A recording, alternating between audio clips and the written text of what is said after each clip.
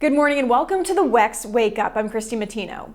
In your political news, the Supreme Court is gearing up to weigh in on student loan relief on Tuesday. Two challenges are set against President Biden's student loan plan, and more than 20 organizations are preparing to rally in defense of the policy. Biden's plan aims to cancel up to $20,000 in federal student loans for millions of borrowers, but has been blocked since last fall by lower federal courts.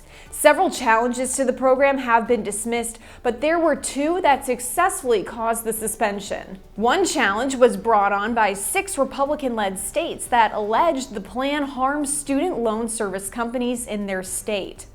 Another lawsuit brought by 2 borrowers says the program was not broad enough to meet the eligibility requirements. And CIA Director William Burns is unable to say whether Chinese leadership knew about the spy balloon before it entered the United States. Do you think Xi Jinping knew that balloon was sent here? I don't know. You have an idea? Well, I think the Chinese leadership obviously understood that they had launched this capability, that it was an intelligence platform. Whether, when, and what the Chinese leadership knew about the trajectory of this balloon, I honestly can't say. The balloon entered U.S. airspace on January 28th. President Biden then ordered the balloon to be taken down on February 4th. I told the Defense Department I wanted to shoot it down as soon as it was appropriate. They concluded we should not shoot it down over land. It was not a serious threat, and we should wait till it got across the water. And in health news, the U.S. Energy Department now saying the coronavirus most likely came from a laboratory.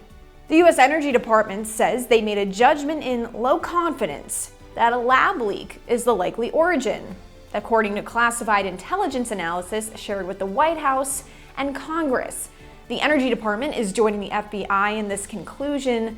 We still don't know exactly what that new intelligence is that led to the Energy Department to shift its conclusion.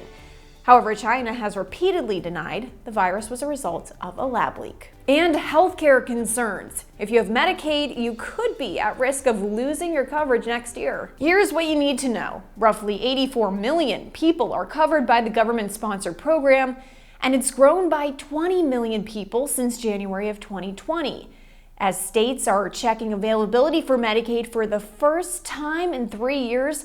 As many as 14 million Americans could lose access. So what's causing this? Well, at the beginning of the COVID-19 pandemic, the federal government prohibited states from kicking people off Medicaid, even if they were no longer eligible.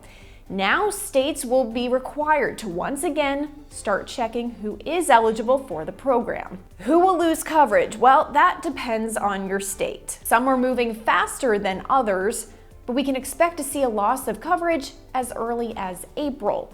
Check your mailbox or look for a text on your phone.